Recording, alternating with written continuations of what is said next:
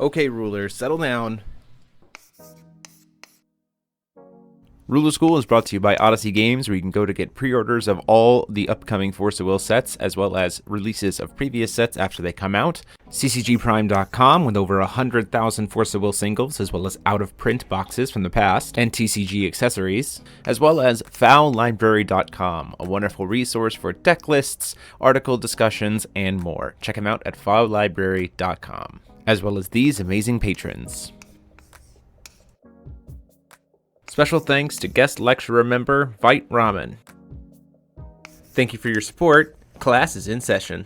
Hey there, rulers. Welcome back to Ruler School. Today we are bringing you a fun little match, or a couple of games at least, to show you what the starter decks for Duel Cluster look like. Paul Clute is playing the Nyarlathotep Tails starter deck, and I am playing the Odin Villain starter deck. We figured, along with our How to Start Playing in 2022 vid, it might be a good idea to kind of showcase what these two starter decks are kind of capable of, or what they can kind of do, and what better way than to just throw them up against each other and see how it goes. So this is our match for the week. Hope you guys like it. Or again, couple of games just to showcase kind of what these decks are capable of and kind of how they interact with one another, as well as talk about some of the finer kind of mechanical elements of the two decks, especially if you're a new ruler just getting started here with Force of Will. We want to kind of talk through some of the complicated pieces that might not seem super clear when you first buy the starter deck. But also, welcome. Welcome to the game. Hope you enjoy it. And let's go ahead and dig right in. So as you see there, Paul won the die roll, so he has to go first. So me on the starter deck, on the right, I get that will coin, which essentially means that because I'm going second, once in the game I can produce an extra will of any color. It's very, very helpful. Gives you a lot of flexibility, lets you kind of make up for the fact that you're going second. All the decks, these two decks just run basic 10 basic stones, so 10 basic fire, 10 basic light. First turn, we see a Flame Soldier of Ma'at. For Paul, this is just a pretty standard aggressive beater that's going to get bigger every time he calls stone. On my side, we see my generic one-drop, which is called Artillerist of Faith, which lets me unenter discard a card and deal damage equal to its cost times 200. So I discarded a 3 cost, so I get to deal 600 damage to it. And Artillerist gets bigger based on the highest total cost among things I control, which right now is 2. So he technically has 5 defense. Because the Praying Valkyrie that I RFG'd adds 1 when I count costs to things. So we see Artillerist trying to block the 6/6 Flame Soldier, and the reason why his 6/6 is because a Firestone hit the field this turn. It has an ability called Resonance, where it gets to trigger when it hits a Fire Magic Stone. So he swings 4/6, I block with my little guy, and then I use Keep the Faith at the end of turn to cheat him back into play by reanimating him, and then I get to discard another Praying Valkyrie, which will hit him for a total of 8, because it's 3 + 1 because of the Praying Valkyrie, and then the second Praying Valkyrie will be adding on to things now 2.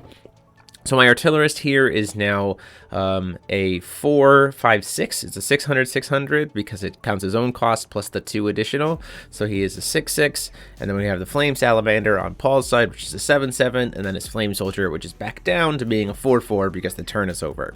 Resonance as a mechanic only applies for the turn that it's active, or if it's a trigger in terms of generating something or taking an action. Obviously, it's just for that turn or in that moment. So I normally would be really happy to go ahead and take that Artillerist and kill his 1-drop, but unfortunately the Salamander's bigger, so that's a little unfortunate. So we're going to go ahead and order Soldier of Minerva. This gives her access to that Revolution text, which gives her an enter effect of being able to put 2+1/+1 counters on her, draw a card, and so now she's an 8/8 with Pierce because of the order giving her +2/+2 as well. We can call a stone without having to tap when we are ordered, which is really nice, which lets me play this Holy Shield of Mistletoe. So now the biggest thing on my field is a lot bigger, is a 4 cost, 5 cost, 6 cost. So my Artillerist is technically a 9/9, but we end up passing the turn there. I think that's a little bit of a misplay on my part. I could have at least gone for the Flame Soldier to kill it. Just remember that Holy Shield, when counting its own cost, adds 3. So like that'd be 4, 5, 6. So now we see this kind of second Flaming Salamander come down, and some of the craziness that comes out of this deck is when he calls a stone, he hits a Fire Magic Stone, and then he can do Flame Resonance on both of his Flame Salamanders. So they both trigger and shoot my guys for 600 damage. But then what that does is it creates almost like a Bane kind of effect, where like when they're damaged, if they are not dead, they immediately get killed. That's Flame Salamander's effect. And then Paul's going to go ahead and swing it on an empty field and hit me for 13.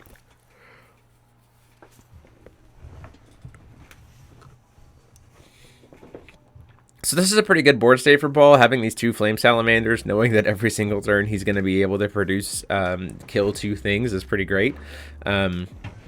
We're going to go ahead and see another kind of follow-up here, an Artillerist to throw out a shield. This will count 4, 5, 6, 7 now, dealing 1,400 to him, because the Soldier of Minerva also has that +1 to card counting effect. And even though we're going to get killed, just to help us with a little bit of cycling, we're going to play that another Soldier of Minerva to just draw a card and get our stone here to try to play into something. We know we're probably not going to die this same turn, right? Represented on board is 14, 18, 20 damage because of these creatures, because if he calls stone and hits 1, that's only resonance for once. So represented is 20 damage here. We do have some plays to potentially get around here. Ultimately, knowing that we're kind of behind in terms of the pressure because we didn't have any way to clear this board, whereas Paul's guys just naturally get to do that. Paul thinks about doing something here in the upkeep after draw, ultimately choosing just to move to recovery. Again, that's one of the things about Force of Will that's pretty great, is if you have something with quick cast before draw, you can spend some will, cast it, and then move to your recovery. Once again, we see that Resonance Fire Magic Stone shooting both of my guys, killing the board. Paul swings in for 6, takes me down to 21. I say that's fine. Goes to swing in for 7. I say I take the first 7 to go down to 14.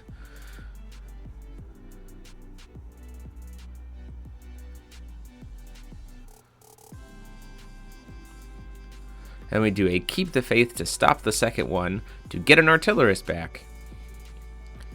So Artillerist will be able to discard again, discard a 2-drop, hits a 5-drop. Unfortunately needed a 3-drop there. Take him down to 2, and then I can go ahead and block to stop the damage there.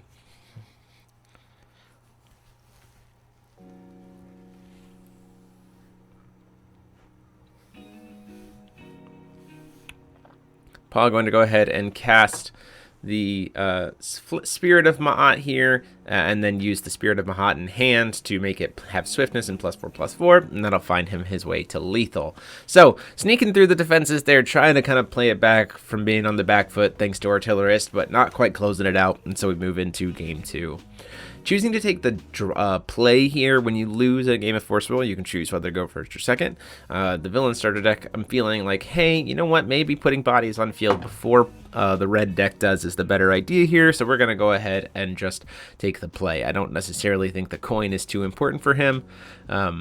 Having that extra will is not really going to do much, so we're just going to go ahead and get bodies on field first.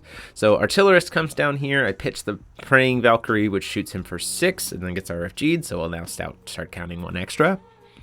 And that's kind of Light's mechanic here, is a lot of like reviving and like modification of cost for things, for effects of things, at least in Duel Cluster so far with Odin, which is pretty cool. It lends itself to some pretty cool effects.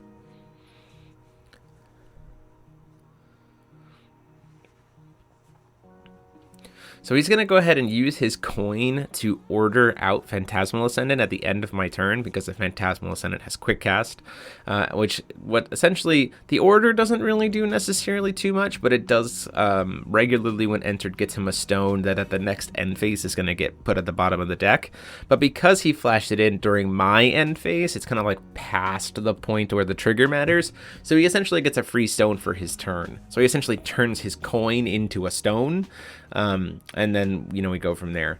So his guy would be a 6/6. My guy was only a 5/5. So when I block, I get killed there.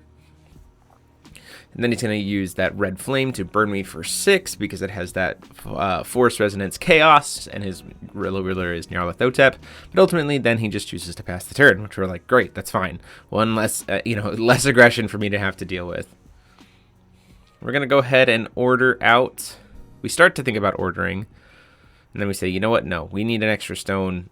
We need to play this 2-drop to kind of get ahead on bodies, because we know from last time it didn't work so well. We're going to get this Kara, and then Kara is going to play our artillerist from the hand, because Kara has swiftness and can produce 1 white, so she can kind of double up, which is nice there. Artillerist discarding Gary and Frecky, who is a 5 cost, adding up to a 6 cost, so then 12 damage, taking Paul down to 22.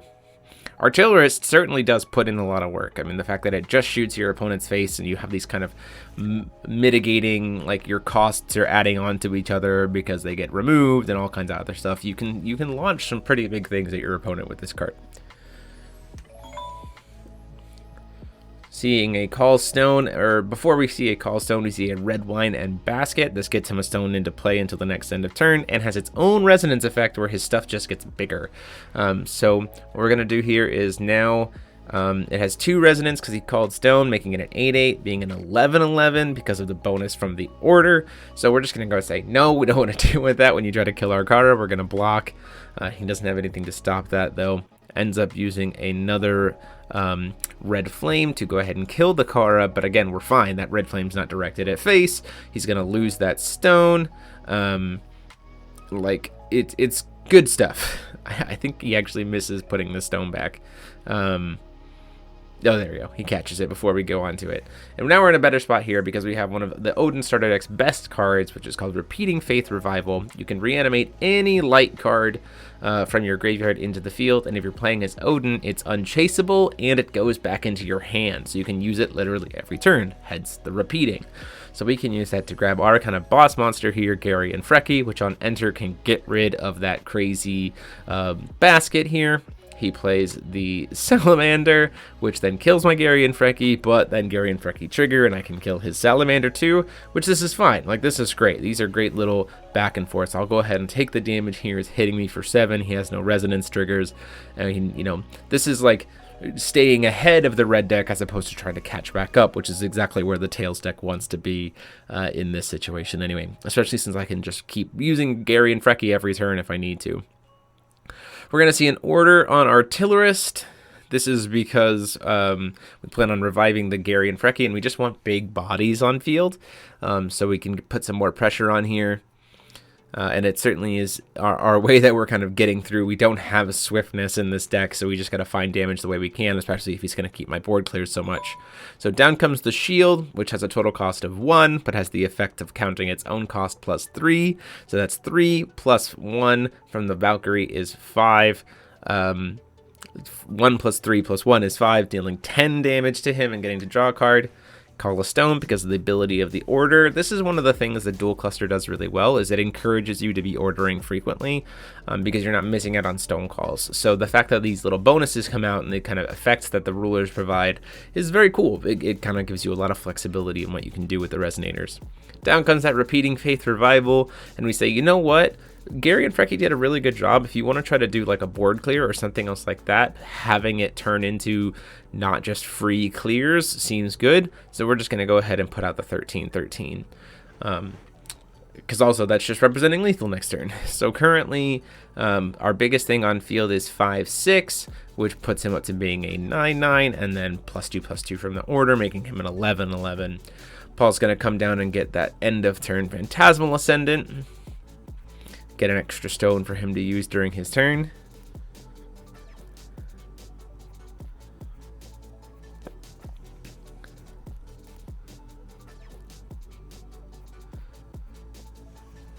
And now we're going to see I think we're going to see potentially an order. Well, he can't order right now because he still has his guy alive. So he swings with his ordered guy here, which is currently swinging for a grand total of 8. We say, you know what, let's block with the, I think we're going to block with the Artillerist. Yeah, block with the artillerist, who is an 11/11, so that will kill him. But that's kind of what Paul wants. He wants to get that order killed so that he can make use of it again, because when an order dies, it goes back to being a ruler, and if you haven't performed a order that turn, you absolutely can just reorder. So now Spirit of Ma'at comes in, which gets him a stone when it's ordered. Comes into play recovered. At the end of the turn, it goes away. That triggers Resonance, which gives him swiftness. So now he's a 13, 13, 14, 15, 16, 17, 18, 18 with swiftness. We're going to go ahead and block with Gary and Frecky here. And we mark it as a trade. That shouldn't be a trade because he has the +8/+8. The +X/+X where the number of stones is there, but we can at least use the Gary and Frecky to kill the guy that would have stopped us, hit us for damage. So a little bit of a play error on our side. Remember that the orders give bonuses to stats. It is certainly something new to kind of get used to, and so kind of glad we can showcase that misstep here so that you don't make that mistake. Also realized he forgot to call stone, so now he is a stone behind.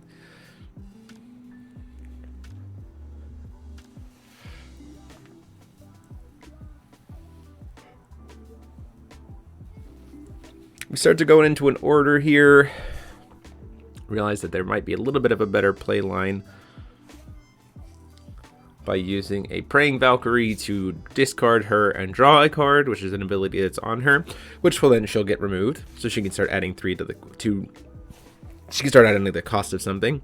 Then we can order this second Praying Valkyrie, who gets me 1,000 life when ordered, but if her total cost is 5 or more when this effect goes off, then I get to draw 2 cards. So because she's naturally a 3 cost, and I have 2 Praying Valkyries, modifying her cost to be +2, her total cost is 5, so I get to draw 2 cards. And then I can call stone.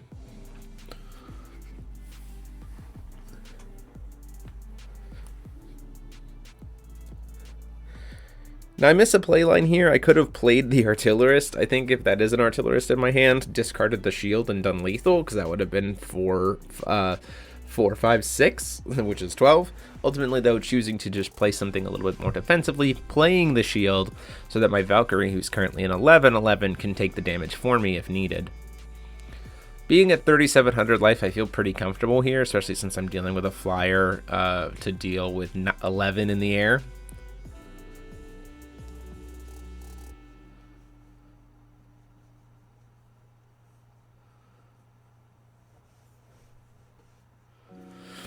Paul trying to figure out exactly where he wants to go from here after playing the Flame Soldier ordered, recognizing that the missed stone call is kind of coming back to hurt him a little bit because he didn't get to draw 2 stones, so just not having a ton of value here.